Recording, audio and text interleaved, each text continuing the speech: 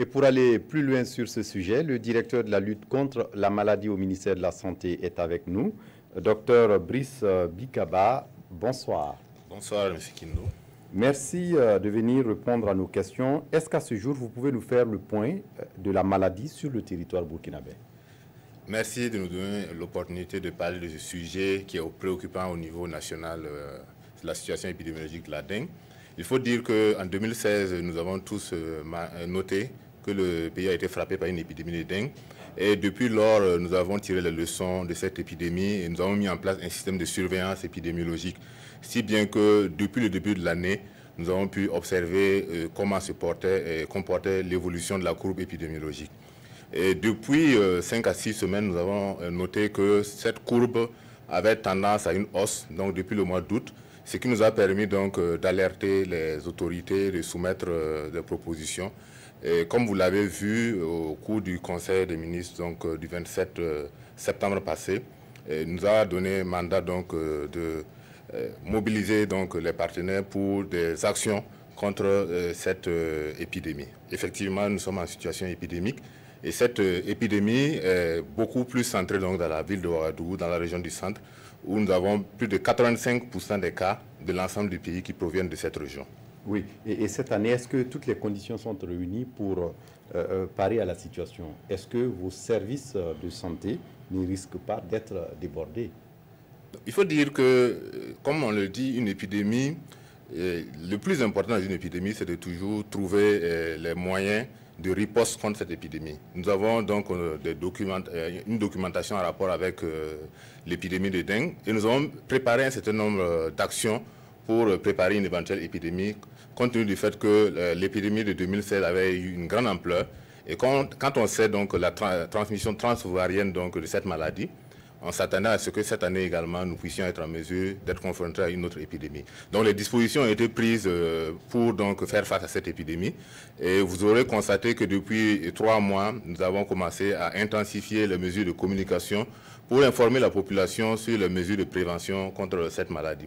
Nous avons pu prépositionner également au niveau des formations sanitaires un certain nombre de médicaments pour la prise en charge des cas graves.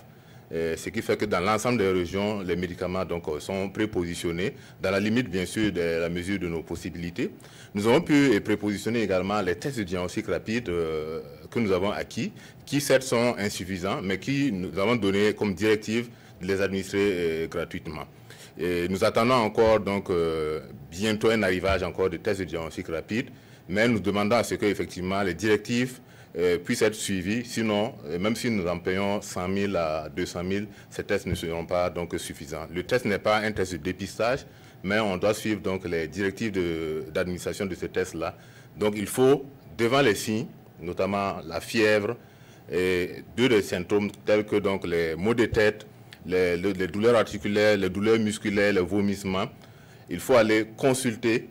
Et devant ces signes, donc, on peut être amené donc, à vous prescrire effectivement ce test-là. Et éviter l'automédication. Éviter surtout l'automédication qui peut donc avoir tendance à entraîner des complications telles que les hémorragies et d'autres complications telles que les insuffisances rénales. Et est-ce que dans les centres de santé, les infirmiers disposent par exemple de protocoles de traitement comme c'est le cas avec le palu?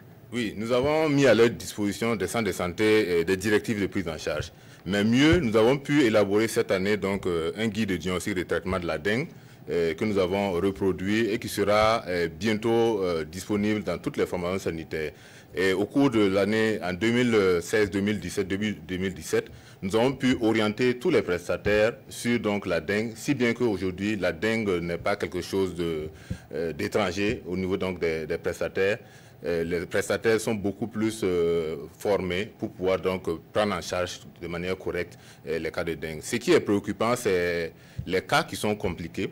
Et nous allons travailler de concert, bien sûr, avec les cliniciens, de telle sorte à ce que les cas compliqués puissent être pris en charge de manière adéquate et éviter donc les cas de décès. Parce que comme vous l'avez vu, c'est vrai que nous n'avons pas notifié les cas de décès, la létalité est inférieure à 1%, mais comme on le dit, un décès, c'est toujours un décès de trop. Donc à notre niveau, c'est de travailler à ce que les cas de décès, nous puissions donc les réduire au maximum afin donc que la plupart des cas donc, puissent connaître une bonne évolution. Et vous savez que la dengue, dans plus de 80% des cas, c'est une maladie bénigne. Et le plus important ici, c'est de pouvoir savoir quelles sont les mesures préventives, qu'est-ce qu'il faut faire. Et comme l'infectiologue le disait tout à l'heure, il y a des mesures de prévention individuelles qui consistent à éviter que le moustique ne nous pique au cours de la journée, en portant donc des habits à longue manche, en mettant également des répulsifs, et les mesures de protection collective qui vont concerner l'ensemble de la communauté. Et nous lançons un appel bien sûr à la communauté. Dans les jours prochains, en collaboration donc avec la commune de Ouagadougou, nous allons lancer des opérations dans la ville pour essayer donc d'assainir les différents quartiers. Et nous lançons un appel à ce que donc la population puisse se joindre aux différents volontaires qui seront sur le terrain pour que nous puissions ensemble faire reculer cette maladie. Merci, on termine par ces bons réflexes. Merci à vous d'être venu pour nous donner tous ces éclairages.